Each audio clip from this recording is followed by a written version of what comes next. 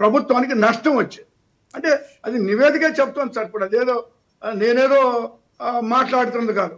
But YCP ఉన్నప్పుడు పాలనలో చూస్తే మరి సార్ ఈ 40 బెల్ట్ షాప్ రద్దు చేయడం జరిగింది, పర్మిట్లని రద్దు చేయడం జరిగింది. లిక్కర్ అవుట్లెట్స్ చూస్తే 4,380 నుంచి 2,930 కాదు సార్. ఇప్పుడు ఈ కేసుల గురించి అడుగుతుంటే మీరు ఎప్పుడు చెప్తారు ఏంటండి?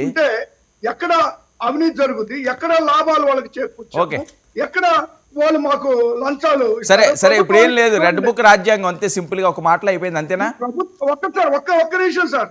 ఇప్పుడు ప్రభుత్వానికి గతంలో 16,912 కోట్లు వస్తే మేము మా అధికారంలోకి వచ్చిన తర్వాత 24,760 కోట్లు మరి ప్రభుత్వానికి కూడా ఆదాయాన్ని చూపించాం. మీరు ఎలా తీసుకున్నాము లేదా డైరెక్ట్ గా చెల్లింపులు అనేటువంటిది రకరకాలుగా చేస్తారు. ఇప్పుడు ఈ ఆరోపణలు ఆల్రెడీ సిసిఐకి వెళ్ళింది సార్. సిసిఐకి ఆల్రెడీ ఈ కంప్లైంట్ అనేటువంటిది మీకు ఐడియా ఉంది కదా sir, competition commission of India దానికి వెళ్ళింది. ఈ ఆరోపణలు కూడా వాళ్ళు తోసిపుచ్చడం జరిగింది. ఇప్పుడు ఎలాంటి ఇది జరగలేదు, ఇందులో అవకతవకలు జరగలేదు అని తోసిపుచ్చింది.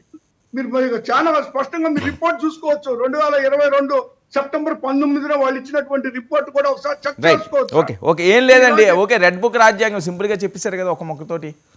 మీరు అంతే కదా భావిస్తున్నారు?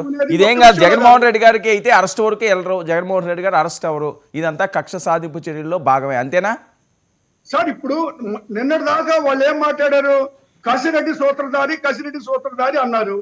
అది అయిపోయింది. ఇప్పుడు మిథున్ రెడ్డి గారు సూత్రధారి అంటున్నారు.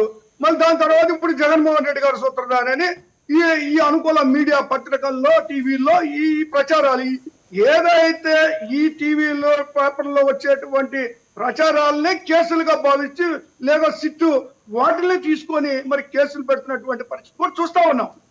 కాబట్టి మేము చాలా స్పష్టంగా చెప్తా ఉన్నాం సార్, వీళ్ళు చేసేటువంటి ఆరోపణలు ఒకవేళ నిజంగా ఆరోపణలు అనుకోండి సార్, జగన్మోహన్ రెడ్డి గారికి అసలు సీఎంఓకి ఒక్క ఫైల్ అని వచ్చి ఆయన సంతకం పెట్టి ఆయన నిర్ణయం తీసుకున్నట్టుగా ఏదైనా మరి సాక్ష్యాధారాలు చూపించాలి కదా.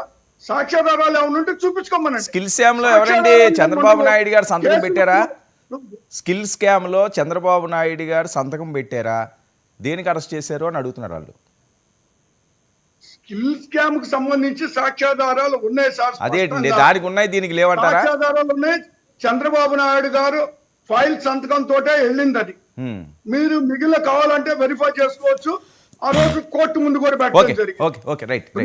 విద్యాసాగర్ గారు, నేను ఒకటే చెప్తున్నాను సార్, ఇప్పుడు వాళ్ళు డిసైడ్ అయిపోయారు, వైసీపీ నాయకులందరినీ కూడా కేసుల్లో ఇరికించాలని, ఏదో ఒక కేసులో ఇరికించాలని గత వాళ్ళు అధికారంలోకి వచ్చిన దగ్గర జరుగుతున్నాయి.